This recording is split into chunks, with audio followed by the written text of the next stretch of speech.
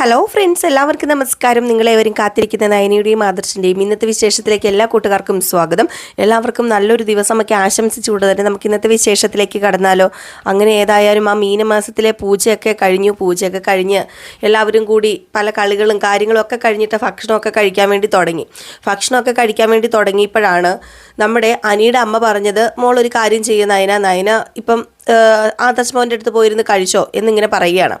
അങ്ങനെ നമ്മുടെ അനിയുടെ അമ്മയുടെ നിർബന്ധപ്രകാരം നമ്മുടെ നയന നേരെ ആദർശൻ്റെ അടുത്ത് പോയിരുന്നു. പക്ഷേ ഇത് ഒട്ടും ഇഷ്ടപ്പെട്ടില്ല ആദർശിന്. ആദർശ് പറഞ്ഞു, നീ എന്താണ് ഈ കാണിക്കുന്നത്? എല്ലാവരും ഭക്ഷണമൊന്നും കഴിച്ചിട്ടൊന്നുമില്ല, നമ്മൾ സ്വീകരിച്ച അതിഥികളൊക്കെ ഇവിടെ ഉണ്ട്, അപ്പോൾ അവർക്കൊന്നും ഭക്ഷണം കൊടുക്കാതെ നീ എന്തിനാ ഇപ്പം എൻ്റെ കൂടെ വന്നിരിക്കുന്നത് എന്നൊക്കെ ചോദിച്ചിങ്ങനെ പറഞ്ഞപ്പോഴത്തേക്കും, അത് ഞാൻ മനഃപൂർവ്വം വന്നിരുന്നൊന്നുമല്ല, ഞാൻ അവിടെ മാറി നിന്നപ്പോഴത്തേക്കും എന്നോട് അനിയുടെ അമ്മ വന്ന് പറഞ്ഞു, അതുകൊണ്ടിരുന്നാണ് എന്നിങ്ങനെ പറഞ്ഞപ്പോഴത്തേക്കും, നീ പിന്നെ കള്ളം പറയാൻ മിടിക്കുകയാണല്ലോ, ദൈവത്തെ ഓർത്ത് ഇങ്ങനെയൊന്നും പറയരുത്, ഞാൻ കള്ളം പറയുന്നൊന്നുമല്ല, ഞാൻ ഇതുവരെ കള്ളം പറഞ്ഞിട്ടുമില്ല, എനിക്ക് കള്ളം പറയേണ്ട കാര്യവും ഇല്ല, പിന്നെ കുറച്ച് സാഹചര്യത്താൽ എനിക്കൊരു കള്ളം പറയേണ്ടി വന്നു, അത് എന്താണെന്ന് നിങ്ങൾക്കൊക്കെ അറിയാമല്ലോ, ആ ഒരു കള്ളം അല്ലാതെ ഞാൻ ഇതുവരെ എൻ്റെ ജീവിതത്തിൽ കള്ളം പറഞ്ഞിട്ടില്ല, ഞാൻ കള്ളം പറയാൻ ശ്രമിക്കുകയില്ലെന്ന് പറയുമ്പം, പിന്നെ നീ നിൻ്റെ നാക്ക് വെച്ച് പിടിച്ച് നിൽക്കുന്ന എനിക്കറിയാം, നിനക്ക് നാക്കുണ്ടല്ലോ, നീണ്ടു നിവർന്ന് കിടക്കുന്ന നിൻ്റെ നാക്ക്, അത് ഒരിക്കലും നിന്നെ തോൽപ്പിക്കില്ല നയന, നാക്ക നിൻ്റെ പിടിവള്ളി എന്നൊക്കെ പറയാണ്. ഇത് കേട്ടപ്പോഴത്തേക്ക് നമ്മുടെ നയനയ്ക്ക് ചെറിയ വിഷമമൊക്കെ വന്നു. എങ്കിലും പോട്ടെ, സാരമില്ല എന്നുള്ള രീതിയിൽ ഇങ്ങനെ ഇരിക്കുകയാണ്. അങ്ങനെ അവിടെ എല്ലാ കാര്യങ്ങളും ഇങ്ങനെ പുരോഗമിക്കുകയാണ്. കാരണം ചടങ്ങുകളൊക്കെ നടക്കുന്നു, ഓരോരുത്തരിങ്ങനെ ഓരോ കാര്യങ്ങളൊക്കെ പറയുന്നു. ഏതായാലും നമ്മുടെ നയനയ്ക്ക് ഒരു ലക്ഷ്യമേ ഉള്ളൂ, ആ ഒരു ഇതിനകത്ത് കിടക്കുന്നത് എന്താണ്, നമ്മുടെ ആദർശ് എഴുതിയത് എന്താണ് എന്ന് വായിച്ചു നോക്കണം. അപ്പോൾ ആ ഒരു ലക്ഷ്യമാണ് നമ്മുടെ നയനയ്ക്കുള്ളത്. അങ്ങനെ നയന ആരുമില്ലാത്ത സമയം നോക്കി പതിയെ അങ്ങനെ നടന്നു പോയിട്ട് ആരുമില്ലാത്ത പറ്റിയൊരു സമയം കിട്ടി. അങ്ങനെ ആ ഒരു ബൗളിനകത്ത് കിടക്കുന്ന ആദർശ് എഴുതി വച്ചിരിക്കുന്ന അതെടുത്തു കഴിഞ്ഞിട്ട്, എൻ്റെ ഈശ്വര, ഇതിലെന്തായിരിക്കും ഞാൻ കാണിക്കുന്നത്, വലിയ ചതിയാണെന്ന് എനിക്കറിയാം, പക്ഷേ ഇതിലെ ആഗ്രഹം എന്താണെങ്കിലും എനിക്ക് സാധിച്ചു കൊടുക്കണം, എൻ്റെ ഭർത്താവിൻ്റെ ആഗ്രഹമാണത്, അതെനിക്ക് സാധിച്ചു കൊടുക്കണം.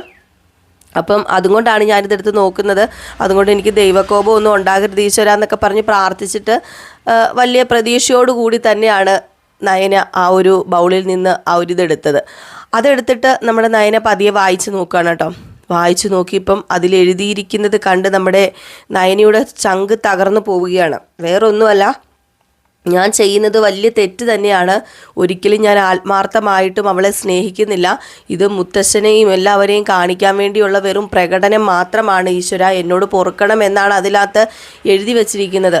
ഒരു നിമിഷത്തിൽ നമ്മുടെ നയന പകച്ചുപോയി. കാരണം നയന ഒട്ടും പ്രതീക്ഷിച്ചിട്ടില്ല. നയന അത് മനസ്സിലിങ്ങനെ ഓർത്തിട്ട്, എൻ്റെ ഈശ്വരന്മാരെ, അപ്പം ഇയാൾ ഇതൊക്കെ ചെയ്തത് അവർക്ക് വേണ്ടിയായിരുന്നോ, എനിക്ക് വേണ്ടി അല്ലായിരുന്നല്ലോ, മുത്തശ്ശനും എല്ലാവരെയും കാണിക്കാൻ വേണ്ടിയുള്ള വെറും പ്രഹസനം മാത്രമായിരുന്നു എന്നോടുള്ള സ്നേഹവും എൻ്റെ വീട്ടുകാരോടുള്ള സ്നേഹവും ഒക്കെ, ഞാൻ വെറും പൊട്ടിയായി പോയല്ലോ ഈശ്വര എന്നൊക്കെ പറഞ്ഞ് ആകെ തകർന്നു നിൽക്കുന്ന ഒരവസ്ഥ.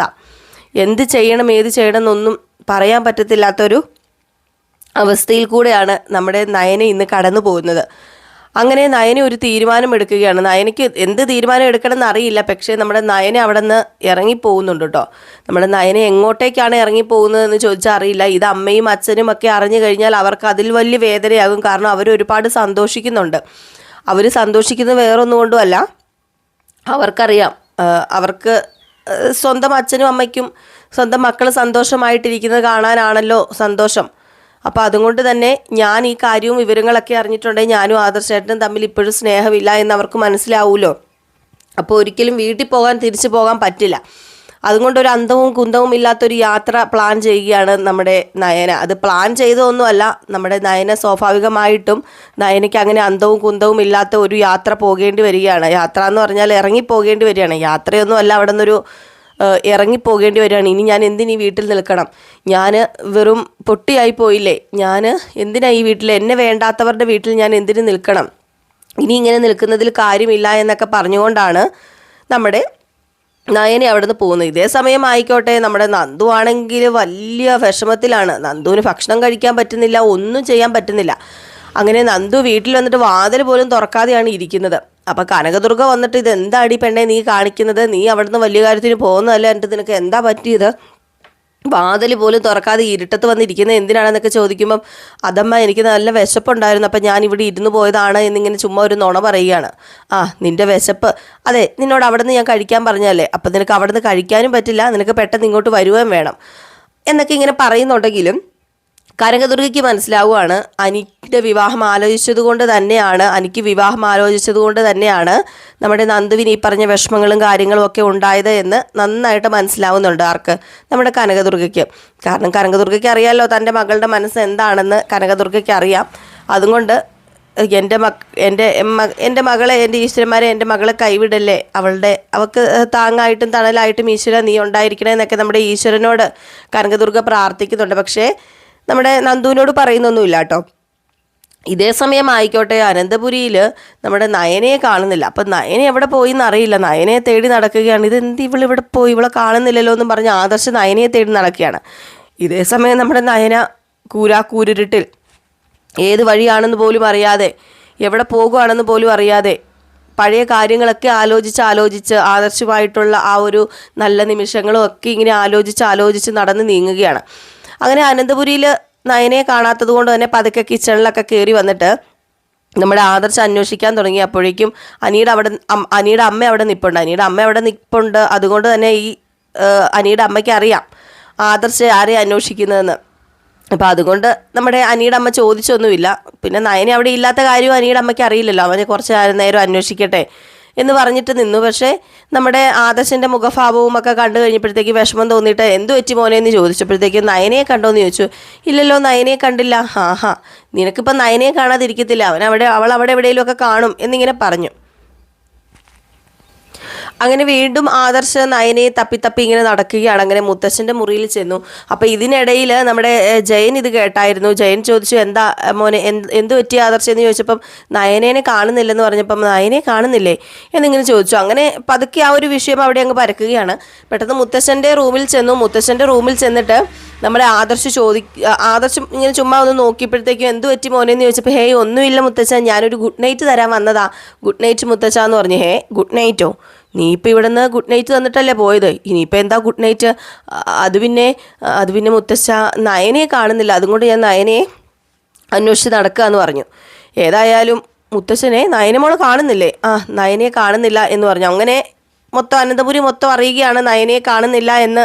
നമ്മുടെ അനന്തപുരി മൊത്തം അറിഞ്ഞു തുടങ്ങിയിരിക്കുന്നു. ഇതേസമയം നമ്മുടെ നയന ഒരു അന്തവും കുന്തവും ഇല്ലാതെ പല കാര്യങ്ങൾ മനസ്സിലാലോചിച്ച് കൂരിരുട്ടിലൂടെ വഴിയേത് ദിക്കേത് എന്നൊന്നും അറിയാതെ മനസ്സിൽ വളരെ സങ്കടത്തോടു കൂടി നടക്കുകയാണ്. പഴയ കാര്യങ്ങളൊക്കെ ഓർത്ത് പൊട്ടിക്കരഞ്ഞുകൊണ്ട് നടക്കുകയാണ്. അതിനി എന്തായിത്തീരും എങ്ങനെയായിത്തീരും എന്നൊക്കെ നമുക്ക് കാത്തിരുന്ന് തന്നെ കാണാം അല്ലേ.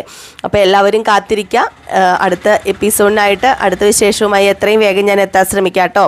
അപ്പോൾ എല്ലാവരുടെയും സ്നേഹത്തിനും സപ്പോർട്ടിനൊക്കെ ഒരുപാട് നന്ദിയുണ്ട്. വീണ്ടും നിങ്ങളുടെ സ്നേഹവും സപ്പോർട്ടും ഒക്കെ നമുക്ക് ആവശ്യമാണ് കേട്ടോ. അപ്പം എനിക്ക് കുറച്ച് ഹെൽത്ത് ഇഷ്യൂസും കാര്യങ്ങളൊക്കെ ഉണ്ടായിരുന്നു. അപ്പോൾ അതുകൊണ്ടാണ് നമ്മുടെ വീഡിയോസൊക്കെ ഇടാൻ കുറച്ച് വൈകുകയും ഒക്കെ ചെയ്യുന്നത് കേട്ടോ. അപ്പം ഞാനതിൽ നിന്ന് റിക്കവറായിട്ട് വന്നിട്ടില്ല. അപ്പോൾ ഇപ്പോൾ പതിയെ ആവുന്നുണ്ട്, കുഴപ്പമില്ലാതെ പോകുന്നു. അപ്പോൾ അതുകൊണ്ടാണ് നമ്മൾ ഒത്തിരി വീഡിയോസൊന്നും ചെയ്യാതിരിക്കുന്നത്. അപ്പോൾ എല്ലാവർക്കും ഇപ്പോൾ ഹെൽത്ത് ഇഷ്യൂസ് എന്ന് പറഞ്ഞാൽ എല്ലാവരും ചിലപ്പോൾ എന്ത് വലിയ അസുഖമാണെന്ന് ചോദിക്കും. ഒത്തിരി വലിയ അസുഖമൊന്നും അല്ല, നമുക്ക് തലയ്ക്ക് വേദനയാണ് കേട്ടോ. അപ്പോൾ എല്ലാവർക്കും അറിയായിരിക്കാം, നമുക്ക് എല്ലാവർക്കും ഇപ്പോൾ ഉണ്ടാകുന്നതാണ് മൈഗ്രെയിൻ എന്ന് പറഞ്ഞ അസുഖമാണ്. അപ്പോൾ അതുകൊണ്ട് ഒത്തിരി നേരം നമുക്ക് വെട്ടം കാണുകയോ ശബ്ദം കേൾക്കുകയോ ഒന്നും ചെയ്യാൻ പറ്റില്ല. അപ്പം വല്ലാത്തൊരു അസ്വസ്ഥതയിലാണ്. അപ്പോൾ അതുകൊണ്ടാണ് കേട്ടോ. അപ്പോൾ ഞാൻ ജസ്റ്റ് കുറച്ച് വീഡിയോസ് മാത്രം നിങ്ങൾ കാത്തിരിക്കുന്നതുകൊണ്ട് ഇടുന്നതാണ് കേട്ടോ. അപ്പോൾ എല്ലാവരും അതുകൊണ്ടാണ് നമ്മൾ വീഡിയോസൊന്നും ഒത്തിരി അധികം ചെയ്യാത്തത്. അപ്പോൾ ഇത് പറഞ്ഞില്ല എങ്കിൽ ഒത്തിരി പേര് കമൻസിലൂടെ ചോദിക്കുന്നുണ്ട് അതെന്താ ഇടാത്തത് എന്നൊക്കെ ചോദിക്കുന്നുണ്ട്. അപ്പോൾ അതുകൊണ്ടാണ് കേട്ടോ ഞാൻ പറഞ്ഞത്. അപ്പോൾ എല്ലാവർക്കും നല്ലൊരു ദിവസമൊക്കെ വീണ്ടും ആശംസിച്ചുകൊണ്ട് നിർത്തുകയാണ്. അപ്പം നമുക്ക് അടുത്ത എപ്പിസോഡുമായിട്ട് കാണാം. അതുവരെ എല്ലാവർക്കും ടാറ്റാ ബൈ ബൈ.